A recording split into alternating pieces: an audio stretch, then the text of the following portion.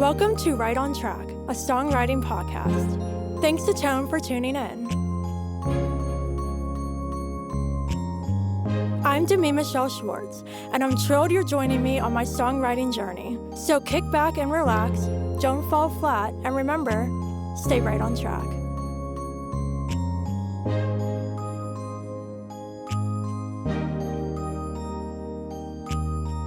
Hey everyone, welcome back to Right on Track. I'm delighted to be joined by a very special guest today. Please welcome Katherine Taylor. Hey Katherine. Hey, thanks for having me. I really appreciate it. Yeah, absolutely. How are you doing today? I'm doing great. I'm here in New York City, and it's a glorious day. So when we're done, I'm going to go walk around in the sun. Perfect. Well, I'm so excited you're joining me today. We have lots to chat about. But before we get into all of the specifics, can you share with the listeners a little about yourself and how you broke into the music industry as a journalist? Well, I started out actually in high school for my high school newspaper, of all things. In Atlanta, I was going to North Springs High School, and they wanted me to cover really boring things like government, student government meetings, and I refused to do that. And this is when the Atlanta music scene was really taking off with bands like the Black Crowes and Indigo Girls and bands like that. And I said, I want to go interview people like that. And the faculty advisor kind of laughed at me a little bit and said, well, you can try to do that, but I don't think he thought I actually could. But then I started calling management companies and just explaining what I wanted to do. And when they got done kind of laughing at me too, a lot of them would say yes. I mean, they just thought it was so funny that some kid wanted to interview these artists for their student newspaper. And so that's how I kind of got my start, is getting thrown in the deep end with all these artists that I really loved. And then it was just kind of a natural progression for me to go to the University of Georgia for journalism school, because that was also having a moment with Athens, Georgia, where that's based, with REM and the B-52s and bands like that. So I just got really lucky that my interest in writing aligned with being in two scenes that were really special at that moment. That's fabulous. So, what have been some of your favorite highlights as a music journalist over the years? Maybe some artists you got the chance to interview, events you got to cover, things like that. Well, I was pretty excited to interview Dave Grohl a couple of years ago, just because I was a big Nirvana fan, and I have been so impressed with what he's done with Foo Fighters since then. And just he and his bandmates are just known for being such all-around nice guys, and I really appreciate that. When success doesn't go to someone's head and they just seem like your average everyday person. Most people do, but occasionally I run into people, of course, who are not as pleasant. So when I meet someone who's that successful and is still cool, I really like that. And same thing, I've interviewed Jack White a couple of times, whose work is a personal favorite of mine. And same thing, just a really down-to-earth, friendly person. And it's always so special when I can do interviews and kind of come away feeling good about the person as well as their work, because it's nerve-wracking to go into an interview. You never know exactly what you're going to get, because as in life, you're going to encounter people that you don't get along with. It happens. And if you do enough of these interviews, as I'm sure you know, occasionally you meet someone where your personalities just don't click at all. And it can be kind of a hard slog when that happens. Yeah, absolutely. It's really interesting because we do a similar thing, but in different spaces. And I think it's really interesting the whole thing you're saying about, there's these artists and these people in the industry, but we can sometimes put them on a pedestal and think there's such a huge distance between the celebrities and then all of us who are just experiencing the music and interviewing and all of that. But so many of them, most of them are just so nice, like most kind people, so inspiring, so genuine. And I think one of the biggest things I've learned being in the podcasting space is you really get to peek behind the curtain and see what these people are really like. And it just shows that they're like everybody else. And I think the more there is with music journalism and any other forms of interviewing, you really start to show the general public too. Like, yes, these people are very famous and they're talented and they can be put on a pedestal, but at the end of the day, they're just people like the rest of us. Yeah, exactly.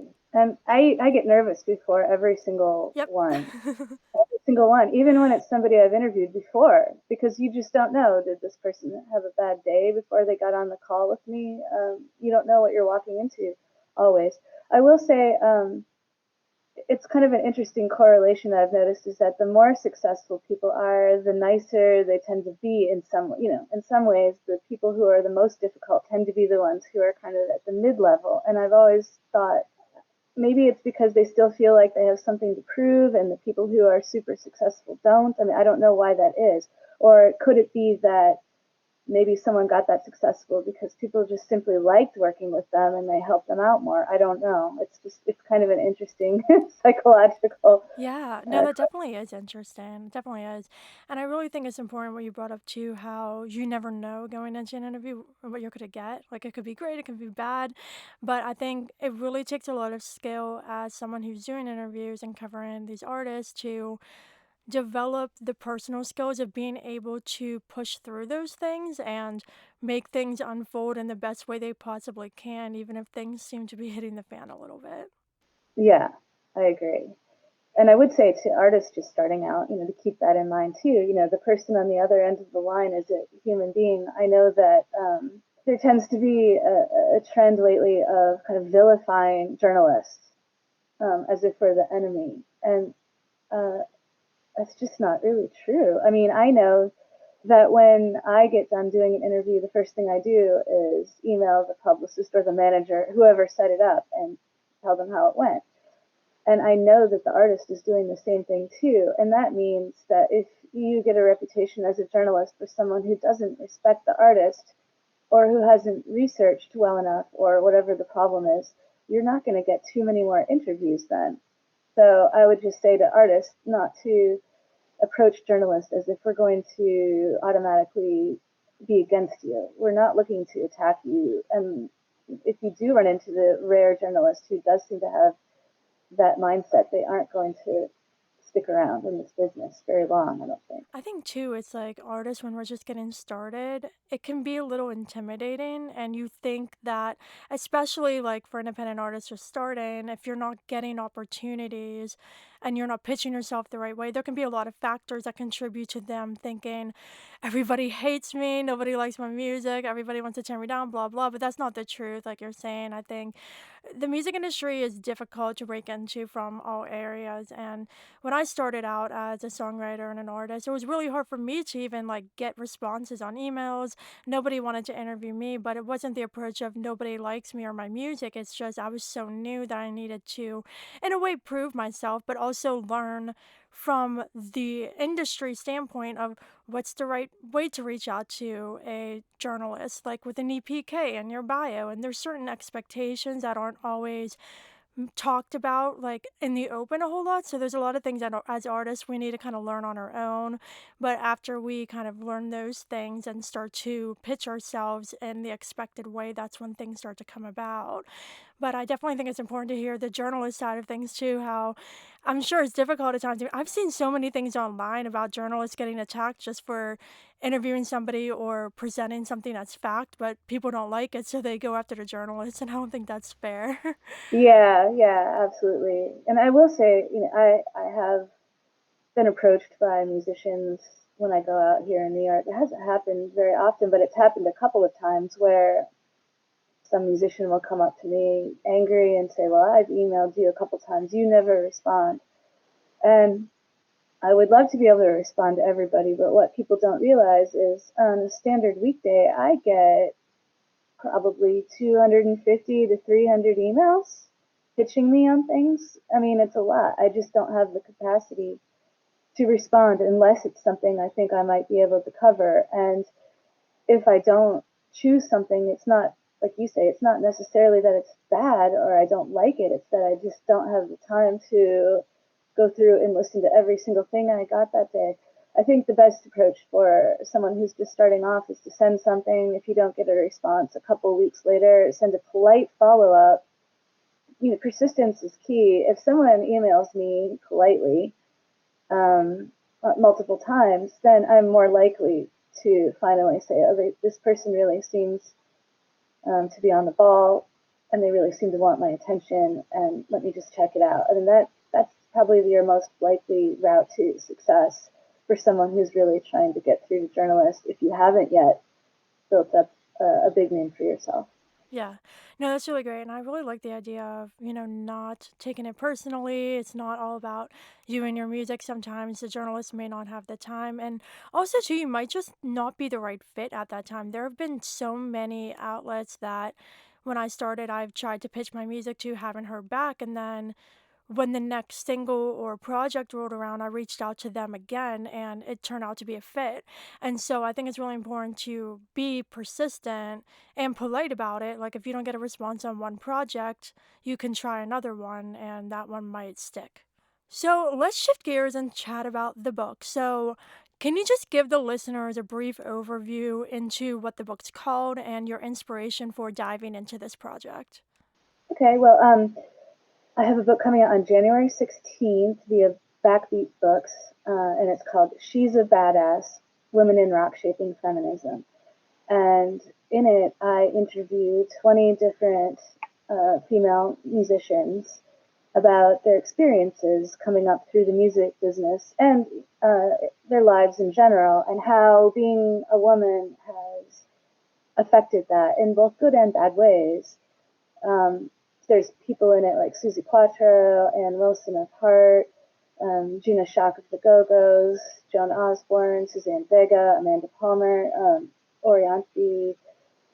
There's just a wide range of people, and I talk to women from their mid 70s on down through early 30s because I really wanted to get a cross section of how the experience has changed for women in the music business across the decades. And in some ways it has, and in some ways it's unfortunately still the same. Um, and I also want to stress that this is not some male bashing book with a bunch of women griping about how men treated them badly. Um, if anybody comes at me and says that it is, I'm going to be able to say, well, I guess you didn't read the book because this is not how that is. There's plenty of instances where women went out of their way to talk about men who helped them. But the fact is, it's still a system where it is run mostly by men in the positions of power. And so there are a lot of similar stories that I've heard of ways that men blocked women from going as far as they could, and it's just immensely frustrating for the women, and I think everyone's loss when everyone isn't given the same opportunity to succeed. The main story I kept hearing over and over again, and I chose a couple of women to actually put the story into their chapters, but I heard it many times, was um, radio station um, programmers telling them, well, we have too many women in rotation right now, so we can't play your single. Uh, what does that even mean? I mean, we hear men singing songs over and over, one after the other, on radio stations, and there still seems to be this thing of, well, we can only have so many women voices on the radio within an hour, and that's just crazy to me that that still persists to some extent. Now, it's not true in pop music or hip hop, but in rock, it definitely is still true, and so that's why I chose to focus on rock in this book. That's incredible. So much incredible insight too into that. So, when you made the shift from covering these artists and doing interviews for magazines and other outlets, jumping to doing a whole book for publication like this is quite a shift. So, did you run into any challenges? Was it difficult for you to make that shift, or did you have enough experience behind you where it wasn't as much of an obstacle? Well, honestly, I had a literary agent approach me after he read some of my work and said that he liked it and wondered if I'd ever consider writing a book. And I said I had thought about it, but just for one reason or another, had never really seriously looked into how you go about doing that. And we talked about potential ideas. We came up with the idea of doing women in rock and feminism. Actually, it was his idea. After looking at my work and saying that he thought that was a strength, that I covered so many female artists. And as soon as he said it, I knew it would be a good topic that was more than enough to fill a book. And so I wrote a proposal, and he took it to publishers, and we sold it to Backbeat. I talked to different publishers, who were interested, and I went with them because they were the ones who seemed to get what I was trying to do. There was one publisher who seemed interested, but they wanted me to change the title because I had the title before anything else.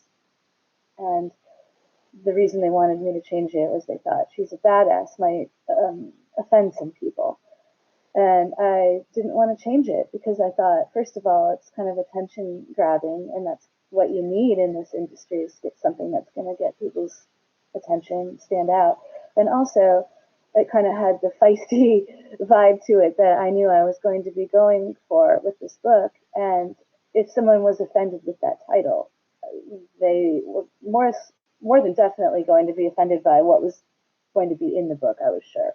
Because I kind of had an idea of the type of stories I was going to get once I started interviewing people simply from the interviews that I'd done for articles and the stories I'd heard then.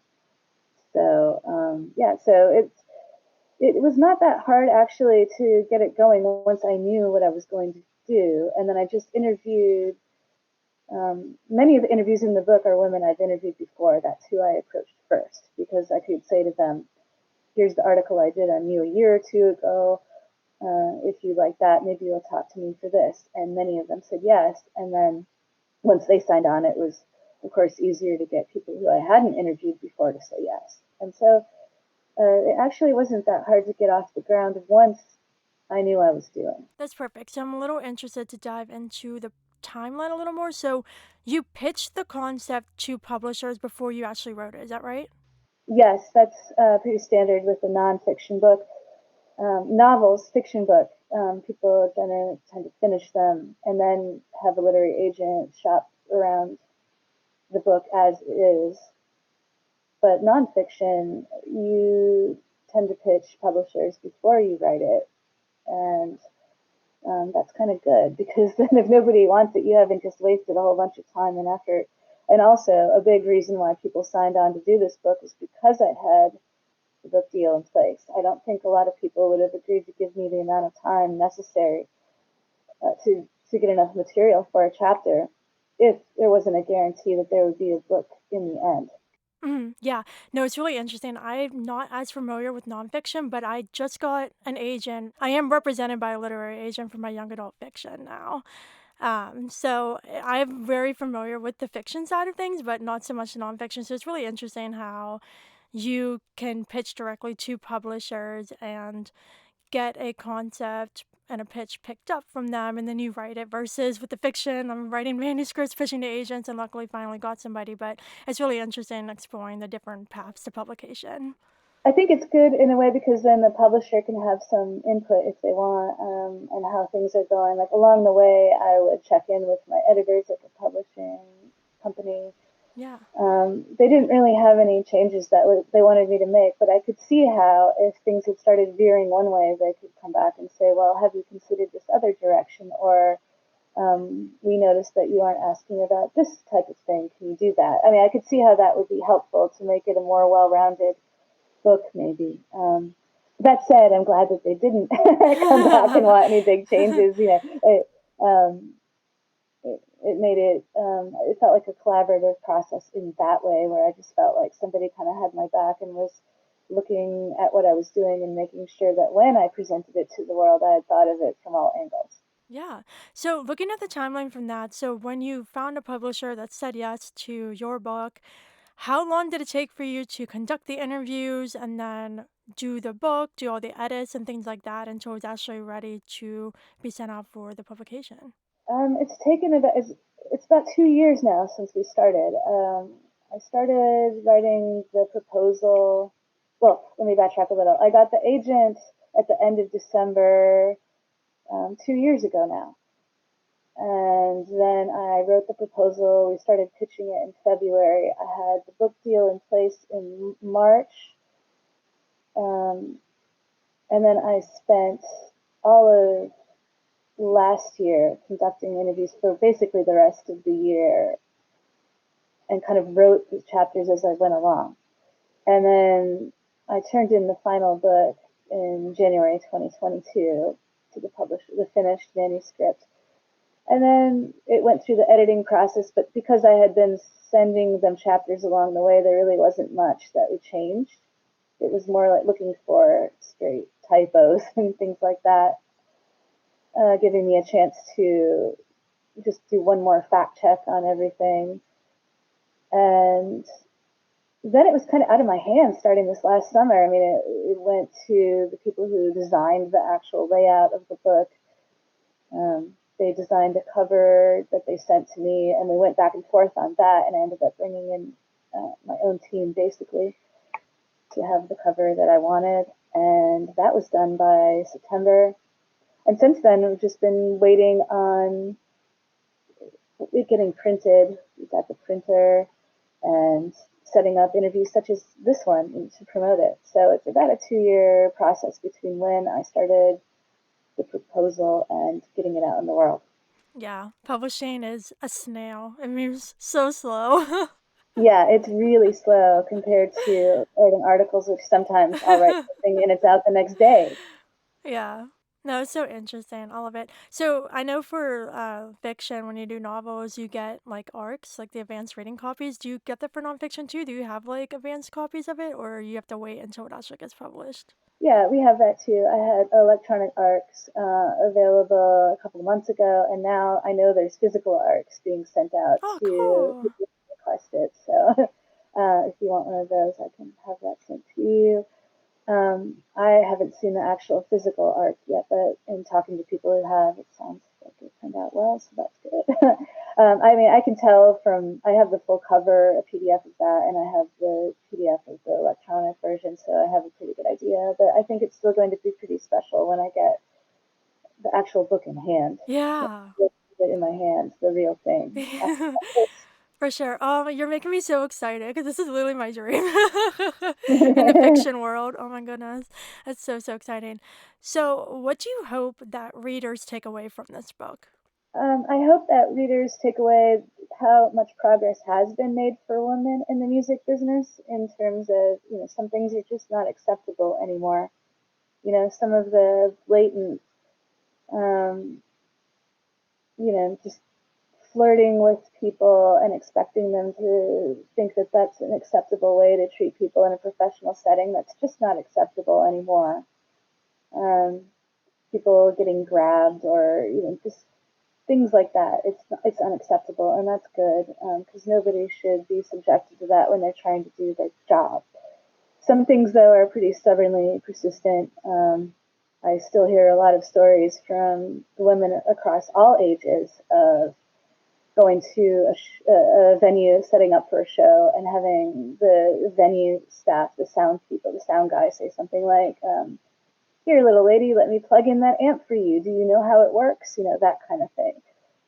Not expecting them to know how their own equipment works or being very condescending. And that seems to be something that's still a problem. And I'm not really sure why that is so stubbornly such a problem. Uh, so I think that there's still work to be done. And I guess another thing I would like the younger women to take away who read this is that you can't be complacent just because we have made a lot of progress. Toby Vale of Bikini Kill made a really good point in her chapter about how progress isn't linear. Progress goes back and forth. If you can lose ground if you aren't diligent. And so I hope that younger women realize that they have to keep working to sustain, not just advance, but even sustain the progress that's been made already. And it's not enough to just sit back and enjoy the benefits that the women before you have won for you. You have to actually continue to help to make sure that it continues. Yeah, so much power in what you said. I think it's an incredible project, and it definitely took a lot of time from when you got the idea to publication soon. So, congratulations on all of this. Thank you so much, and I really appreciate you helping me get the word out about it. Yeah, absolutely. So, a couple more questions before we wrap up. Reflecting back on this whole process, what was your favorite moment and what was the biggest obstacle you had to overcome? I guess I would say my favorite thing about it overall was just the camaraderie that I felt, the kinship I felt with these women. There's some comfort in knowing that even when we were going through some of these bad experiences, that we all kind of experienced the same thing. And I think when something like this happens to you personally, you can feel like you're really alone, and you can feel like, why is this happening to me? And it's kind of good to hear that these women, some of whom are extraordinarily successful, have also had the same experience. In the introduction to the book, I talk about, as a journalist, how I encountered similar things. There were male writers who just didn't want to let me in the club, basically, and were rude to my face on some occasions to just an astonishing degree. And I think that any woman who's entering the music business, unfortunately, is going to probably encounter moments like this. And so I just want people to know that it's not just you, and that's helpful to know. And I guess the most challenging thing was when I started interviewing people, I thought that everyone who signed on to do this book would be a feminist because, of the title of the book. And I found out quickly that there are some people who are really opposed to that title, to that label, being called a feminist. And it was really interesting to hear why. I wasn't expecting that. And it's not that they don't believe in female equality, they just have a problem with the way the feminist movements have progressed, or what that connotation of that label means now. And so that was really interesting, but it gave me a moment of panic when this started happening. And I talked to a couple women, like, how am I going to fit this in to this book? Does this fit in with this book? And I realized that it does. I just had to be more all encompassing than I originally realized I was going to need to be. And I think it actually made the book a lot more deep and meaningful to hear those kind of opposing viewpoints. And it made it a more interesting read in the end, where the chapters aren't all the same.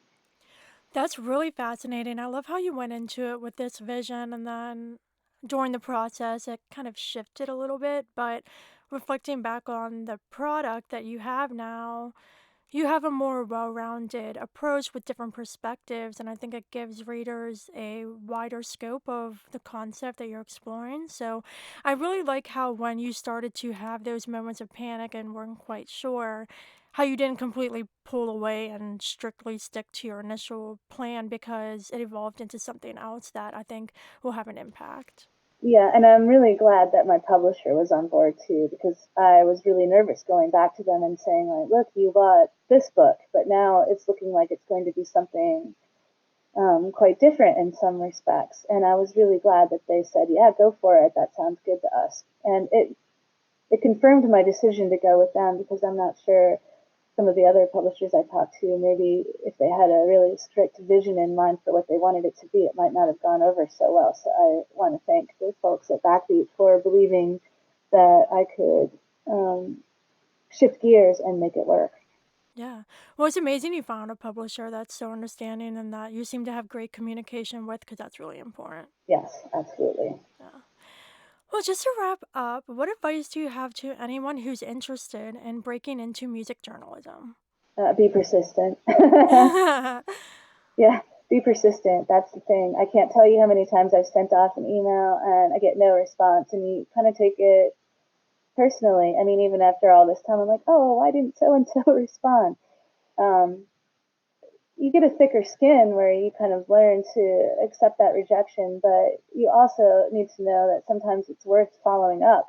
Like I said about the artists earlier, wait a couple weeks, 2, 3 weeks, and then follow up again. Because I can't tell you how many times I've done that, and someone will respond then and say, "Oh, yeah, I meant to respond to this, and then I was just really busy that day and I forgot, and then it slipped my mind. So thanks for following up. And yes, let's do something." It's really key to be organized and keep track of what you've asked for and follow up on it, and just keep trying, because I'd say like 80% of what I try to do doesn't really work out in the end, even now. But the 20% that does is really great. And I think that's probably a lot of people in this business. People see the things that work out well, they don't see how much you tried to do that didn't work out, that fell through the cracks for whatever reason. So I think it makes it seem easier than it really is. So I would just say to someone starting out that um, be persistent, try not to take it really personally, and develop a thick skin. Perfect. So much incredible advice. Thank you so, so much for joining me. Can you share with everybody where they can find you online and check out the book when it comes out? Well, the book is available for pre-order now. Like I said, it comes out January 16th, but if you order it the places like bookshop.org, which is a good place to shop if you want to support independent bookstores, they have it. Amazon, of course, all the standard places, Books a Million, Barnes and Noble, your local bookstore, you can go and ask them to carry it if they don't already.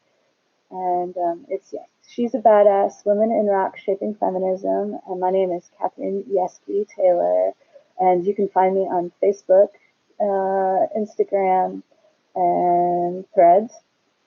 Katherine Taylor, music journalist, and I have my articles all on Linktree, which you can link to through my social media pages. Fabulous. Well, thank you so much again for joining me. Thank you. I really appreciate it. Yeah, absolutely. Listeners, thank you for listening. I hope you enjoyed this chat with Katherine Taylor. And of course, until next time, stay Stay right right on on track. track.